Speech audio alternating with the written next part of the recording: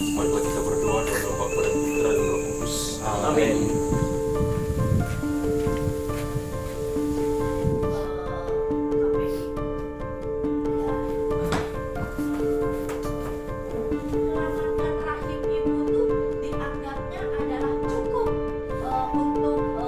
Tarekat kami OFM itu yang didirikan oleh Santo Fransiskus Assisi. Beliau dari sejak dulu menjalankan dialog dengan para muslimin. Spirit itu atau semangat itu mau diteruskan kepada para pengikutnya. Bagaimana bisa hidup berdampingan dan saling memahami.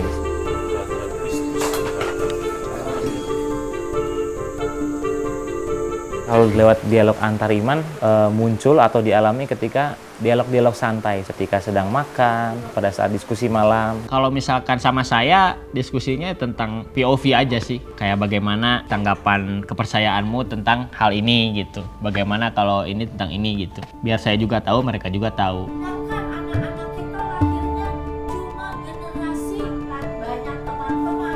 Tidak bertentangan, kalaupun ada perbedaan ya itu wajar, karena kan perbedaan ajaran pasti punya perspektif atau sudut pandangnya tersendiri. Dari perbedaan itu kan kita bisa belajar, ternyata ada kekayaan lain yang kita nggak tahu dari saudara-saudara kami yang beragama muslim. Asyhadu alla ilaha illallah wa asyhadu anna Muhammadar Rasulullah. Ya nggak ganggu ya.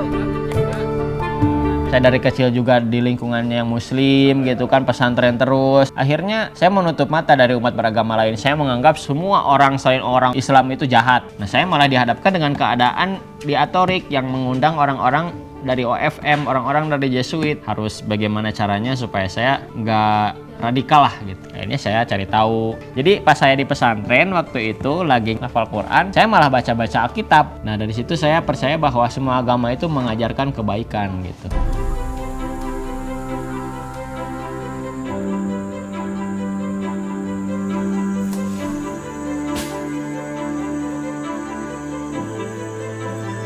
Kalau membicarakan tentang ekologi itu berarti rumah bersama. Bumi ini harus diurus oleh semua orang, tidak melihat suku, agama. Maka kami mengundang banyak orang dari manapun membicarakan tentang bahwa semua agama adalah rahmatan lil alamin. Alumni-alumni dari STF Zia Karya dan Romo-Romo itu memang sudah tahunan untuk belajar di sini. Bahkan udah sampai ada yang menjadi Romo, mereka tetap belajar di sini.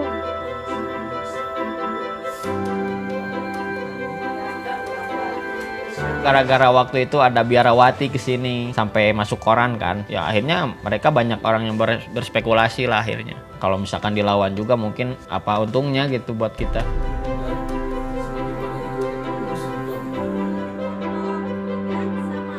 Terkadang pendidikan yang kurang dan pengalaman hidup yang kurang itu membuat wawasan kita menjadi sempit. Akhirnya kita menjadi pribadi yang egosentris, yang melulu semuanya itu dari sudut pandang saya, tidak memedulikan sudut pandang yang lain, atau bahkan etnosentris ya. Itu bukan lagi individu tapi suatu kelompok yang memandang dirinya yang paling benar. Masyarakat Indonesia saya kira penting akan pengetahuan hal-hal ini supaya saling menghargai sesama lain gitu.